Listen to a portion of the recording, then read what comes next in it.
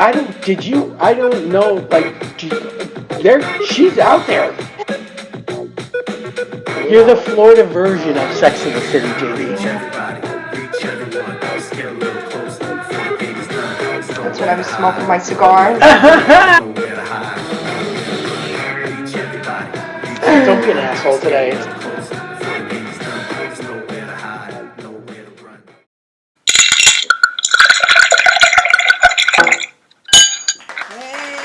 Hello there. Oh, hey, thank you. A little flannel for the Yeah. winter. There's a name for that style. I forget what the name is. Lesbian. Yeah, Yes. that too. That too. Oh my God, that's funny. Well, how was your Christmas? It was nice. It was a lot of food, a lot of people. Yep. You know, we have a lot of children now in the family, so it was louder than usual.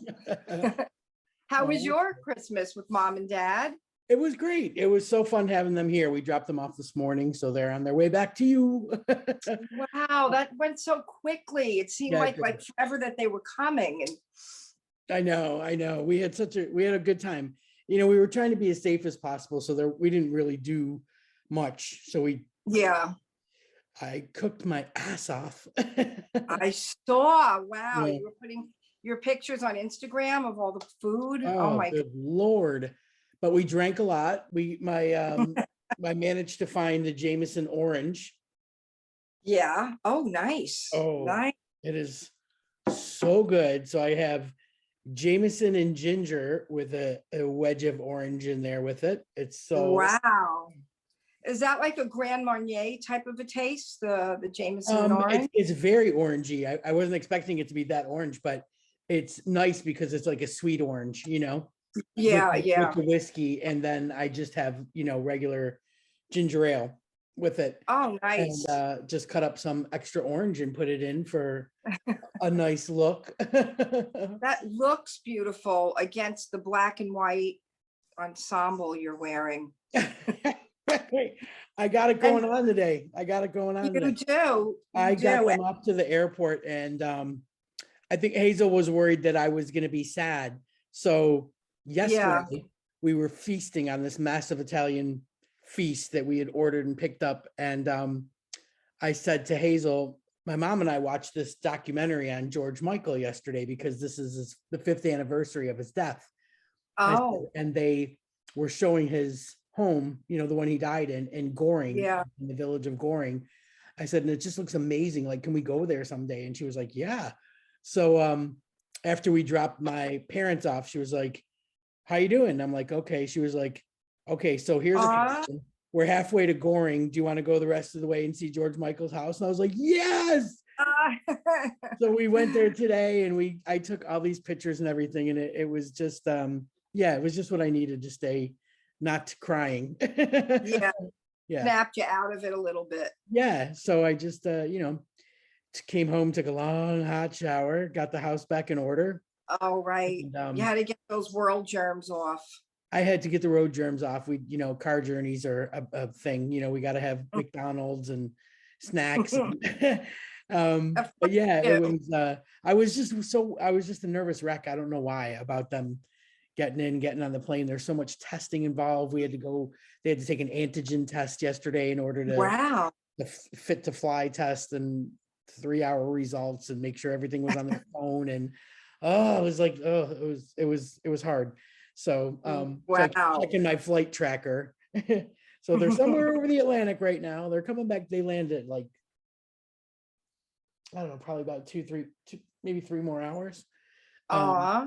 So yeah, it's hard. It's hard letting go. It seems like it wasn't long enough of a time. It was just like, what was it, like a little over a week? It was just about a week. It was 10 days, but the first 5 we stayed inside because they never got their day 2 test results. And I was nervous letting them out, like if they, so we did like, just a solid 5 days of just being at home. And then we, we had Christmas at Hazel's house, which was lovely. She did such a fantastic spread. Her and her Aw. friend Kim did all the cooking, and it was amazing. It was such a nice evening. And then the next day we just, we had leftovers. And then the next day we went to my mother's favorite garden shop center. And it was like chuckered full of people. I couldn't believe it. But we just masked up and endured. And, Yeah. and then yesterday we had to take them for their fit to fly test. And then we picked up Italian food and we had a little feast, and they were on the road today. So yeah, that was why I didn't want to do it yesterday, because I didn't know if they would be walking, like clothes everywhere and packing and their gifts and all that kind of stuff. So I just figured we have a pretty special guest, man. We have Martha Moxon on the show today. Yeah. Yeah. Daughter of Lucy and Mandy from Eek, but is kind of, paving her own way and building her own path to being quite the talented musician. And that is awesome. Yeah, we got her in the waiting room. You want to say hi? Sure. I want to just mention first, I am just drinking regular Coca-Cola today. Oh, you taking a break? I'm taking a break from the holidays, and I just wanted a real Coke. Once in a while you just want a real Just Coke. a real Coke. Yeah. So, I real feel you. I figured I'd mention that before you saw me drinking a bottle of Coke. What was in it? Holiday drinks. Right. Hello. How are you? I'm good. I feel bad that we rushed you away from dinner. Oh no, it's fine. We've already had dinner. Okay. All right. Good. So I was just explaining to JD that you are the daughter of Lucy and Mandy of Eek, and I have known you since you were 7, right? I think. Very little. Yeah. Wow. 7. She was like a peanut. Yeah, I think so. But I see that's like the way I am with Tyler, because I remember Tyler when he was little, 7 years old. I know, and now you're all grown up, and I just cannot believe the incredible music you're putting out there. Like, of course your mom sends me these things, and I don't, don't really share. Sometimes I'll let JD have a little listen, or Gemma will have a little listen. It's awesome. Yeah. Yeah. Thank you. You do your own songwriting. You literally do all the production of the songs, your background stuff, your music. You play. What do you play? I play ukulele and a tiny bit of piano, but not really. But it just amazes me what you're putting out there, and the fact that let's see, you were on the Voice Kids UK over here. I feel bad that our US people didn't get to see that, because that was incredible. But that was how long ago? How long was that for? I think it was like 3 or 4 years ago. Okay. It was in 2019. Right. Okay. But it was recorded in 2018, I think. Right. So you were even littler. So here's the thing. Yeah. I was a 50-year-old woman watching this, and I was a ball of nerves, sweating. All I kept saying is, how is this kid doing this? So take us back with how you dealt with being around Jessie J, will.i.am. You had Danny as a coach from McFly, and who was the other? Was there another? Pixie. Yeah, Pixie Dot. Okay, so you're around all these incredible musicians and all these talented kids and everything, and then you have to perform in front of, at that time there was no pandemic, so it was a stuffed full arena, knowing that it was going to be taped and go out on television. Tell us how you handled that. Take us there. Well, if you watch the full audition, you can see before I go on, you can hear me going oh, I don't want to go on. And because I was one of the last people as well. Yeah. Everyone was going and going and going, and I was because they don't tell you what order you're going to go in. So everyone was going for me, and I just got more and more nervous as more people went. So and it was really late at night. It was like 10 o'clock. So I was tired and nervous at the same time, which is probably not a very good. That's not a good combo. Yeah. Not a good combination, but yeah, no, it was really nerve-wracking. But like once I did it, like once I actually got on stage, I just had to like compose myself. But yeah, it was definitely like a good experience to build my confidence. Oh, big time. Yeah. And you slowed down a Whitney Houston song that we like a poppy, How Will I Know? And you did a completely different arrangement to that. Oh. Yeah, it was the Sam Smith's version of the song. Like he did a cover of it, and they told me to do that version of it because they said it would like suit my voice better. Yeah, it was amazing. But then week after week, like I know that it was already done, but for us watching, you know, the battle rounds, the knockout rounds, the this, that, and I just remember Gemma and I like just sitting on the couch like two little, like, you know, chewing our nails and watching it. And so it came down to you and Sam, didn't it? Yeah, it came down to Sam and I can't remember who was with him. Like, do you mean in the final? In the right before the final, right? That was. Yeah. Yeah. So that there was still quite a few. There was still quite a few like contestants in the one before the final, but in my battle rounds there was me, Connor, and Ren. Yes. And then yes. And they picked between the three of us. It was so fun and so entertaining. And I think we all knew at that moment, like you had, you know, firmly had a foot in the door to be pursuing, you know, a music career and getting the kinds of attention that you're getting now. And like, but you had to go back to school after that. What was that like?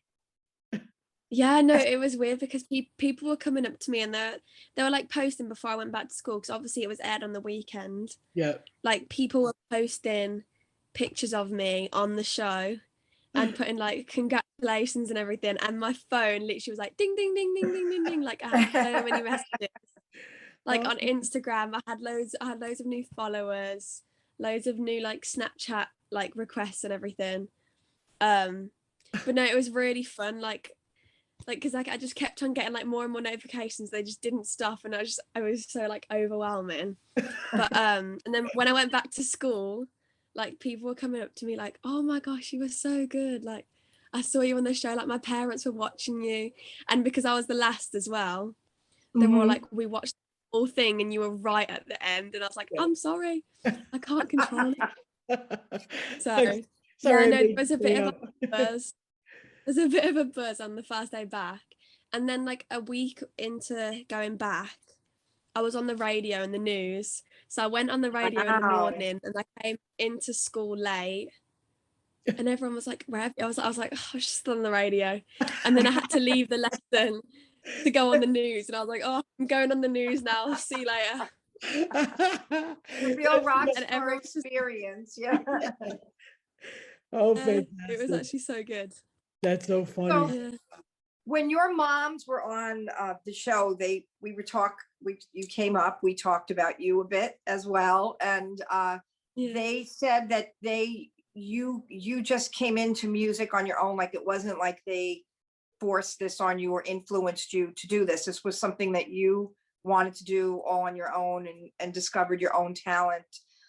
What was that like? Like, did you grow up seeing your moms in the band and want to be like them? Or was it something that you on your own talent, like, did that come to be? When I grew up around music, so I think that definitely like gave me an, like I've always been like at school, I've never liked science or like maths or anything like that. I've always been drawn to like art and English and stuff. I think I've just had more of a like,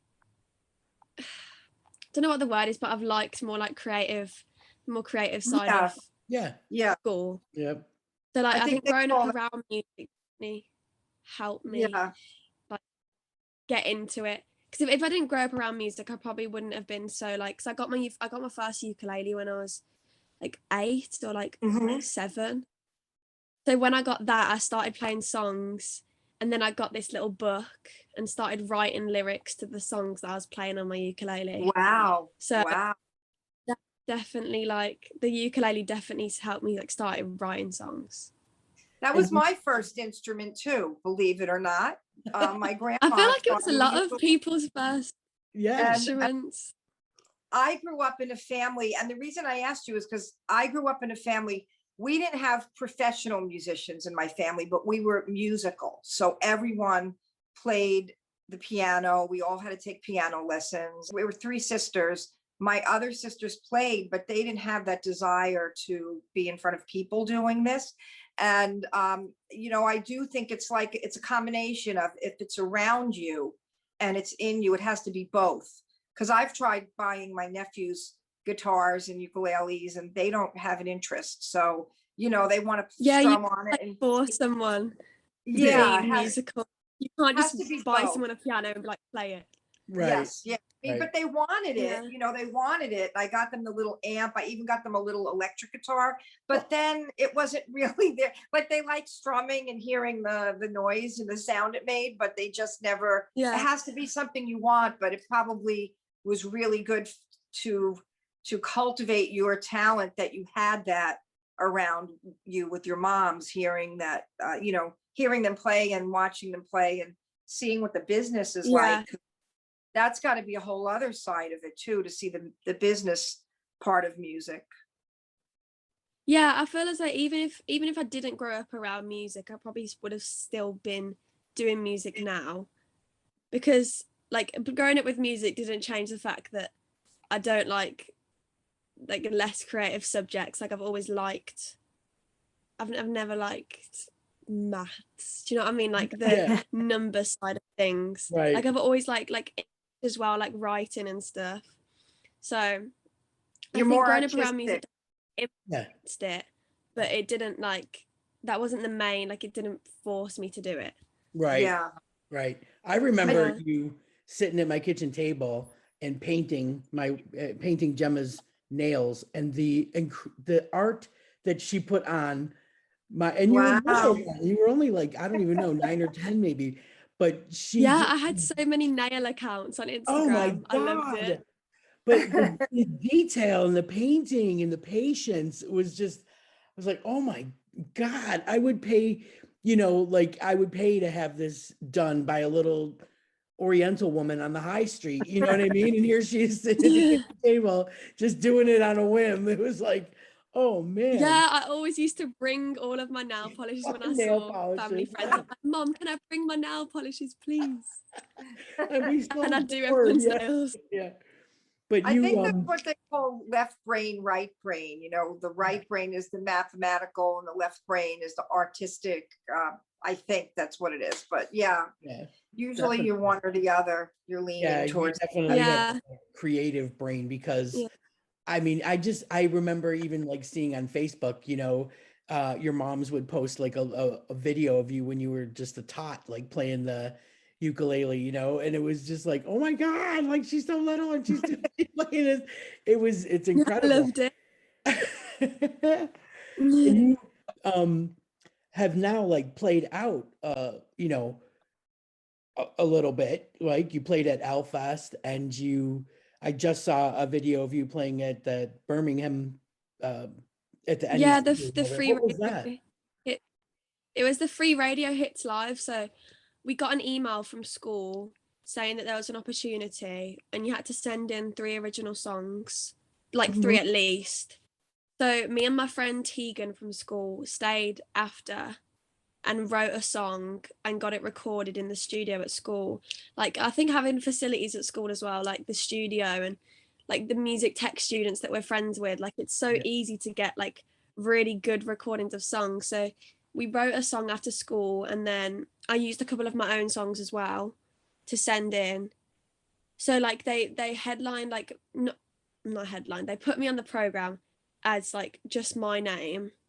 And then I brought Tegan out for the song that we wrote. And it was a really good experience, because like before you go into the main event, which was the Free Radio Hits Live, like with like it had like Anne Marie, KSI, like just like loads of like pop stars. And before you go in there was like a little stall where like people who don't want to go in so early can like stand there and watch. Like we had to go and hand out leaflets. Oh wow. Like come to our little thing before the show starts. And then yeah, we all performed. Everyone did really well. And it was just really exciting because I hadn't like performed in a while. Probably since Elfest, like to a bigger group of people. Do you like writing with another person? Do you like that experience, or do you prefer writing alone when you sit down to write? I don't know. I probably prefer writing on my own, but like I also do like writing with other people too, because you get more ideas and like ideas that you probably wouldn't have thought of yourself. Mm-hmm. But I do like sitting in my room on my own and just like writing songs myself. I agree. But no, it is for other people. Yeah. That's and then if something happens with your song professionally in the business world, you don't need to get anyone else's signatures or approvals. Like if you want to put that song out there and you might have to share, say, publishing or something with someone else, when you write with someone else, that now you have to both agree to do that. So if it's just your song that you own all the rights to, you could do what you want. So yeah, there's a pro and con to that, because it is nice to get other people's intake too, when you're writing. There is pro. I firmly believe that I would, from like you said, you walk around with a notebook, you know what I mean, and just put your lyrics in there and everything. And I think every person, whether they're writing a song or they're writing a TV show or they're writing a stand-up comedy act, or when you have that creative brain and stuff's going through it, you gotta just make notes, keep it written down, because it's gone, and once it's gone, it's gone, That's true. Whenever I write songs, they like the ideas come to me at the worst times as well. Like I'll just be walking through and I won't have anything to write it on, so I'll have to I have so many notes of just random lines of songs that I just have in my head, and then I end up just putting them all together to finish an actual song. And they'll come to me like on the bus. Like I like writing songs on the bus because I don't have anything to do on the bus. I've got my phone. So ideas just come to me and I write them on the bus. But no, they come at really like annoying times. I just have to write them on my notes. I just have random lines of songs. It's a mess in my notes. Yeah, mine hit me in the shower. Yeah, I read somewhere. It's funny you should say that, Denise, because I read somewhere that Donna Summers, when she came up with the song "She Works Hard for the Money," was in a ladies' room, and she saw the attendants. Sometimes in like country clubs, they have the bathroom attendant.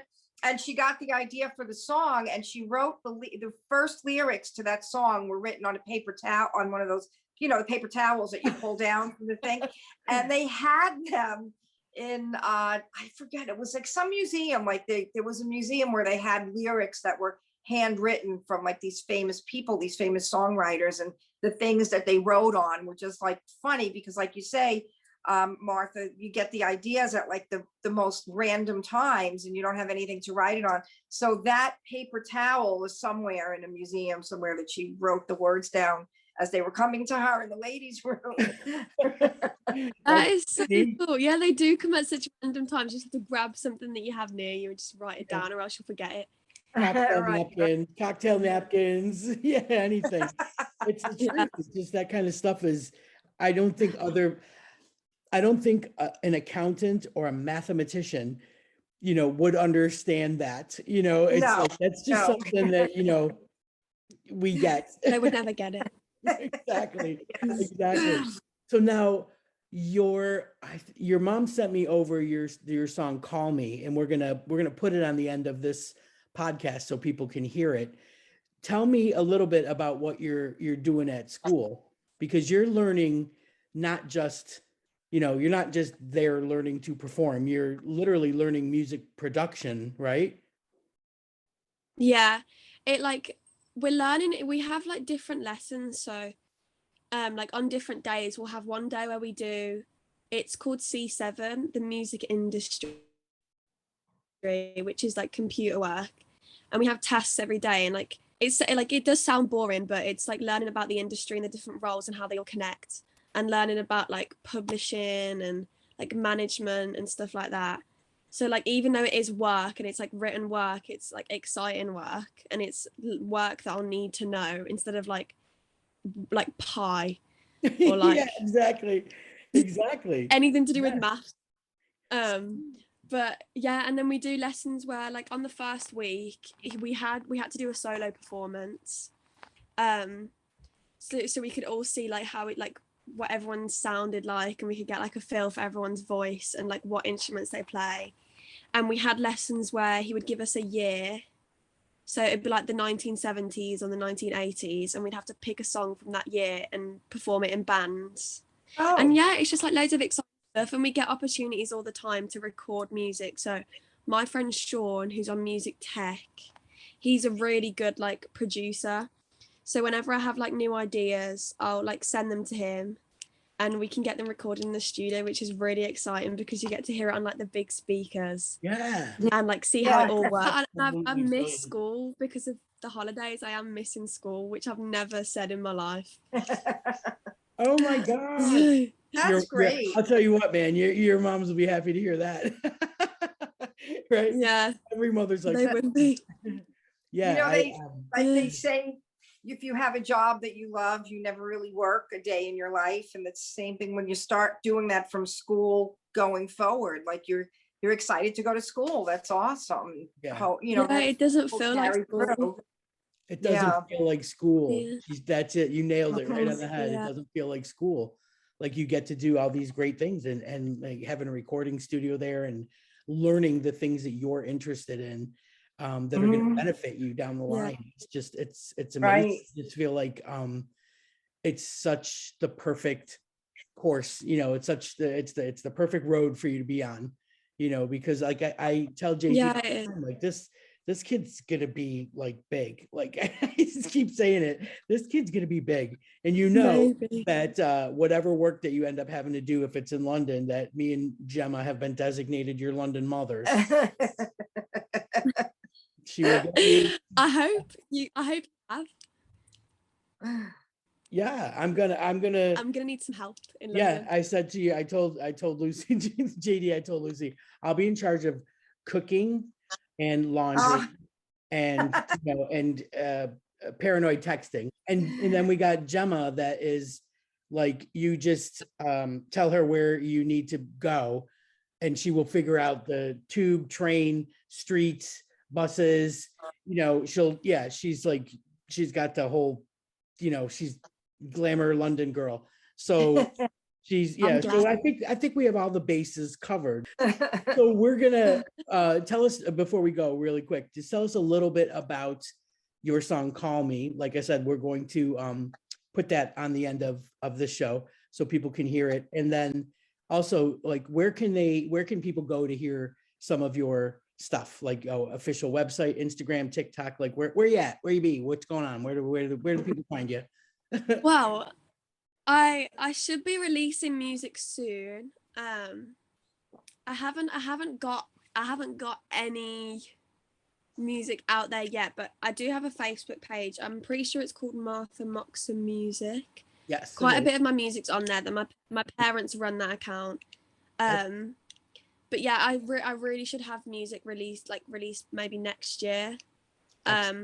But yeah, Call Me. I wrote Call Me. I was on YouTube and I was listening to loads of like R&B, like backing tracks and stuff. And I've never actually like experienced the experience that I wrote in the song. It just came to me, so I just started writing about it.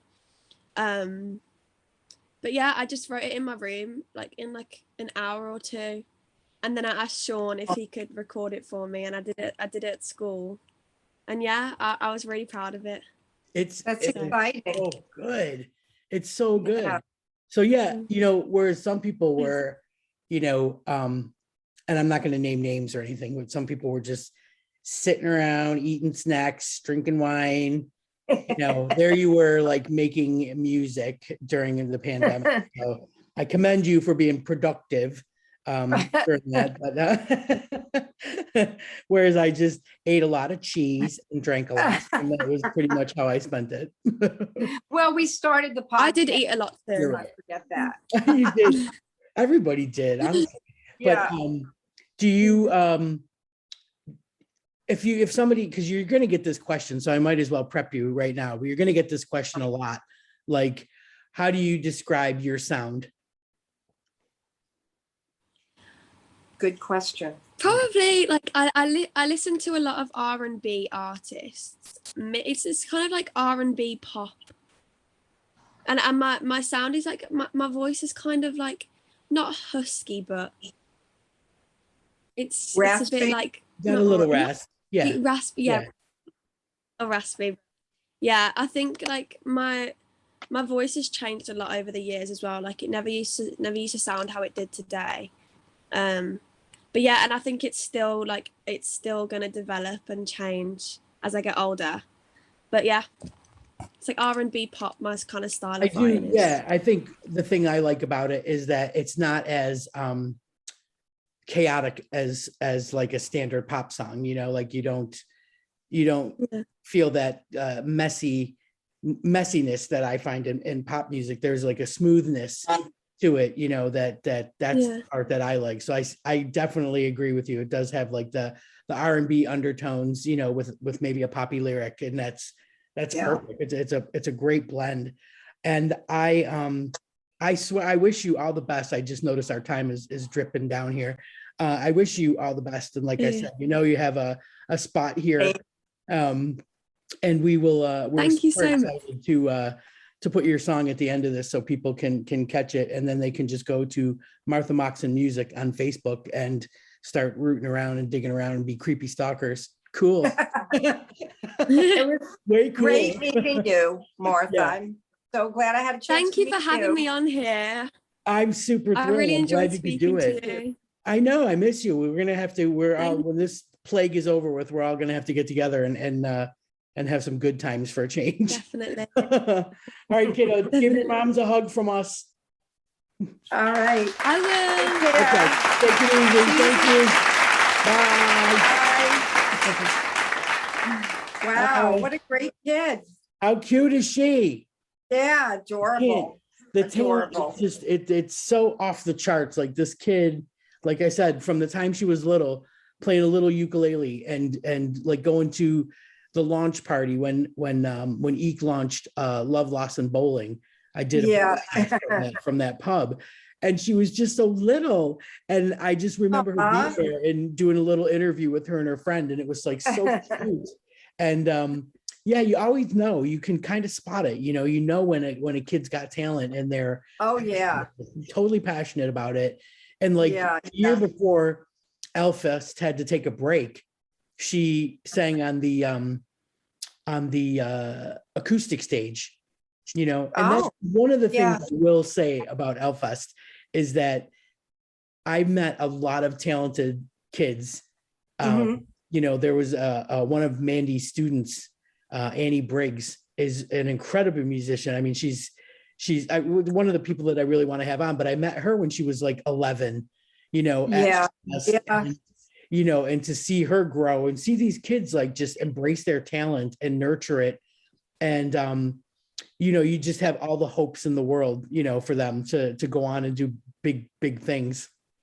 Yeah. Cause the key to that is starting young, and then, like I said, I feel that way about Tyler because he was a little kid with the Harry Potter glasses, and Judy and I were on stage. He'd get up and sing, couples once in a while, a song with her. I was thinking that when you said about you bought your son, your nephew's the guitar, he's been up on stage with you and wailed on that thing, like just goofing around with you. But he's got a little ham in him. He may not have the the discipline, but he's got a little ham in him. He most certainly does. But when I said my nephews, I meant my older nephews. I met my sister's sons.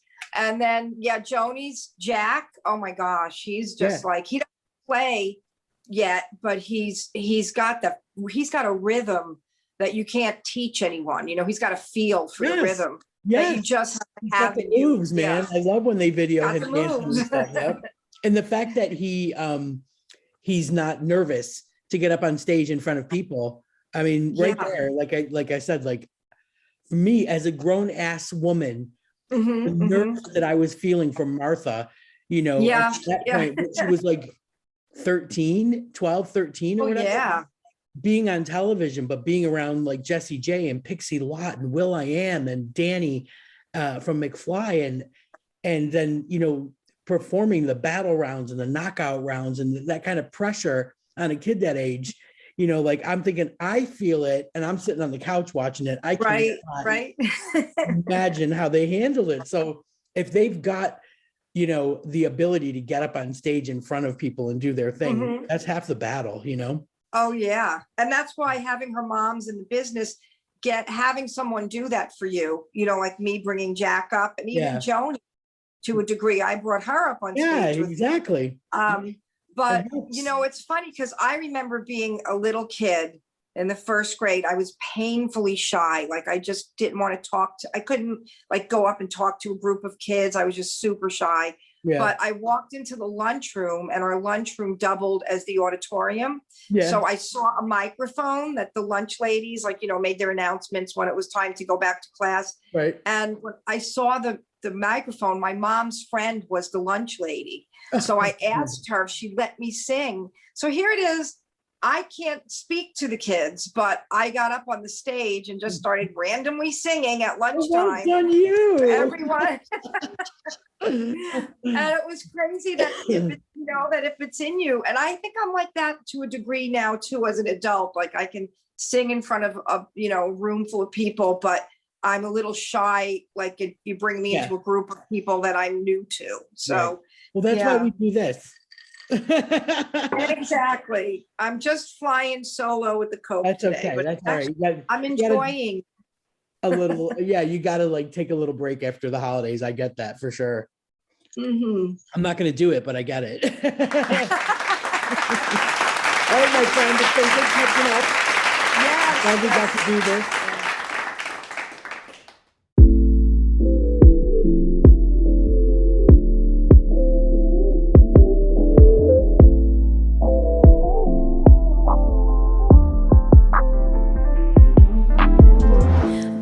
If I'm being stupid to believe what your friends say. Don't know why I always do this. Should've walked the other way. As soon as I saw all the red flags you waved right in front of my face, I just chose to ignore them. You got me hooked cause I'm loving the chase. I know it's no race, but you're making me run slow. Call me when you get a chance, I'll be waiting for you at the other end of the line.